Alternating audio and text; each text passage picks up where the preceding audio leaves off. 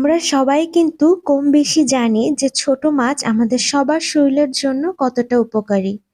কিন্তু এই মাছ আমরা বড়রাই খেতে ভয় পাই, আবার ছোটদেরকে কিভাবে দিব? আসসালামু আলাইকুম, welcome back to baby food by mom. আজকে আমি আপনাদেরকে এমনই একটি রেসিপি দেখাবো, যে রেসিপি ফলো করে আপনারা বাচ্চাদেরকে এই ছোট মলা মাছগুলো খাওয়াতে পারবেন। পুষ্টিবিদদের মতে ছোট মাছে প্রচুর পরিমাণে vitamin A, calcium, zinc, iron, phosphorus, protein ও ভিটামিন ডি রয়েছে। আর এই মাছ চোখের জন্য অনেক উপকারী এবং বাচ্চাদের হাড় গঠনে অনেক সাহায্য করে।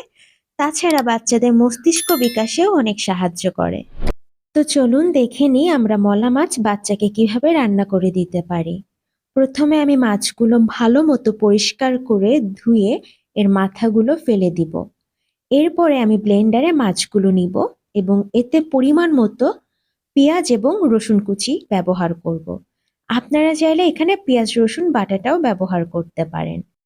এরপর এতে পরিমাণ মতো লবণ, হলুদ এবং জিরা গুঁড়া অ্যাড করব এবং ৩ থেকে ৪ টুকরো আস্ত গোলমরিচ ব্যবহার করব। আপনার বাচ্চাকে ঝাল দিতে না চাইলে আপনি গোলমরিচটা স্কিপ করতে পারেন।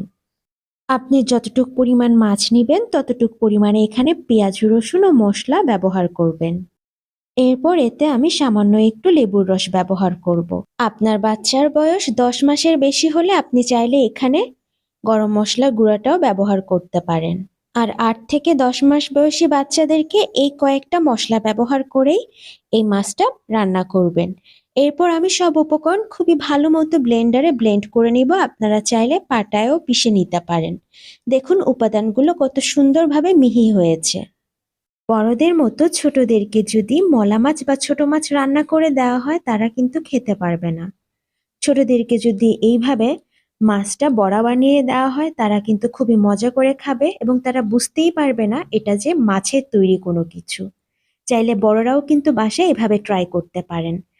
৭ মাস থেকে যে কোনো বয়সের বাচ্চাদেরকে এইভাবে ছোট মাছটা দিতে পারবেন।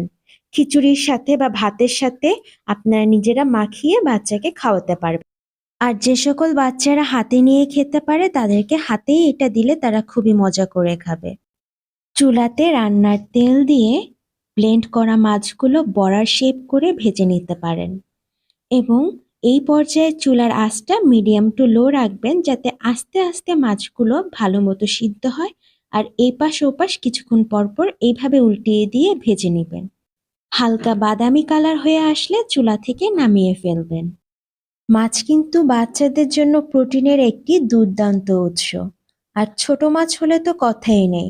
বাচ্চাকে চেষ্টা করতে হবে ছোটবেলা থেকেই মাছ খাওয়ানোর অভ্যাস গড়ে তুলতে। আমি এই বড়াটা বানালে আমার বাচ্চাকে খিচুড়ির সাথে ভাতের সাথে অফার করি, আবার মাঝে মাঝে তাকে আমি খালিও খেতে দিই। যেদিন আমি ছোট মাছের এই বড়াটা বানিয়েছিলাম সেদিন আমি ওকে কয়েক টুকরা মিষ্টি কুমড়া স্টিম করে সাদা ভাত, লেবু ও ডালের সাথে খেতে দিয়েছিলাম। আশা করি আমার আজকের রেসিপি আপনাদের উপকারে আসবে।